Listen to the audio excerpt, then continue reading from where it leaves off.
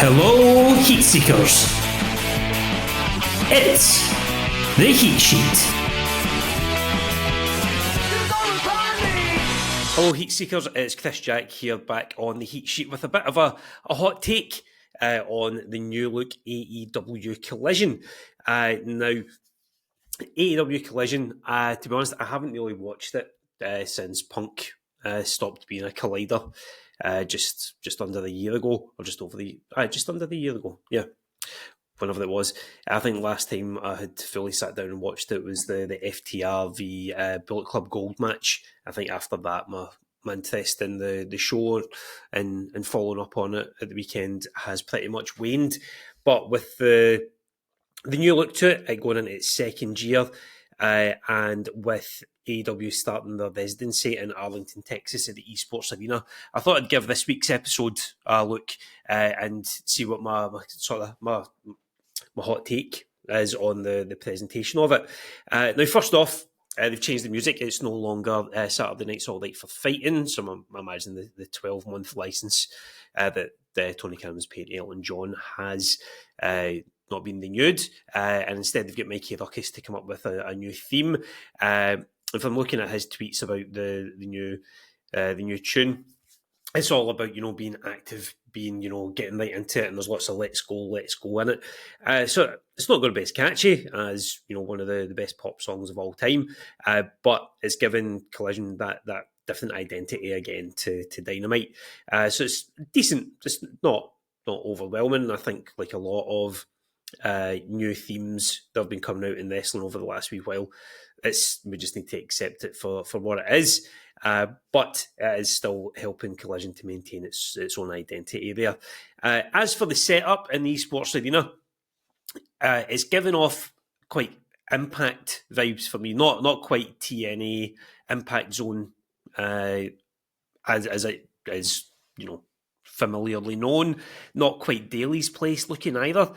It kind of reminds me of those, the touring shows that Impact were doing in sort of 2022, 2023. It's that kind of vibe, but because the lights are low, because all the fans are on, ground level, the camera work's been pretty good, being able to show the kind of the sweeping crowd shots that Dynamite tends to shy away from these days because they aren't getting the full quota of seats filled. I think, though, this is kind of what AEW should be doing. I think last week's Dynamite was filmed in an 18,000-seater arena set up for 4,000, which was obviously going to, diminish the look of everything going on from a crowd perspective. So I think playing these smaller places, Daly's Place is great when they've got access to that because they've got that that Florida base.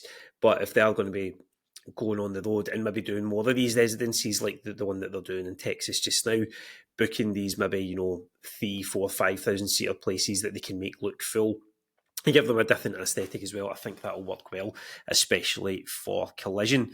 So yeah, like it looks like a wrestling show. It doesn't look as upmarket as what Dynamite would.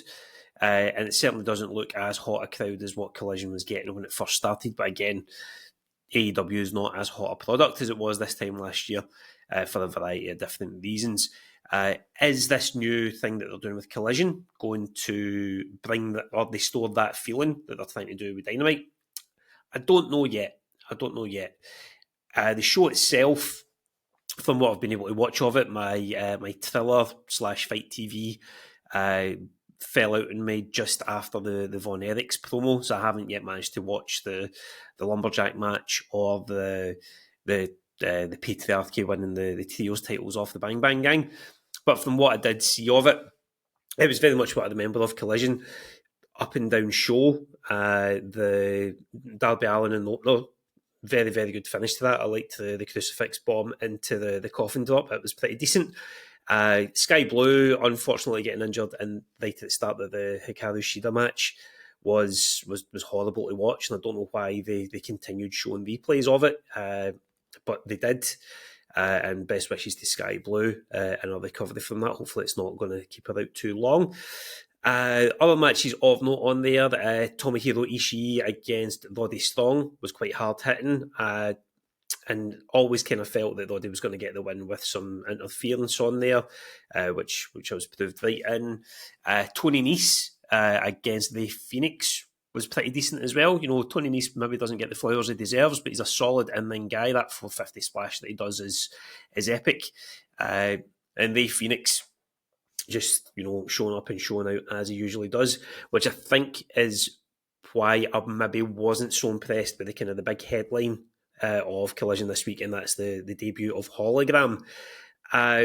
This might sound harsh, but I think Hologram on first showing is an apt name for them because he looked very flashy but didn't really have much substance, in my opinion.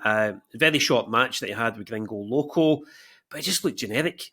You know, they've put all these vignettes together about him jumping through a portal from the Forbidden Door and whatnot from AAA, where he formerly was. But I don't know.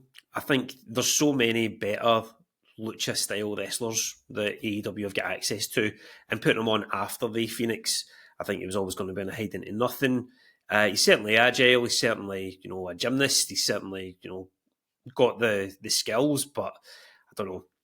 I wasn't sold on Hologram on that first outing.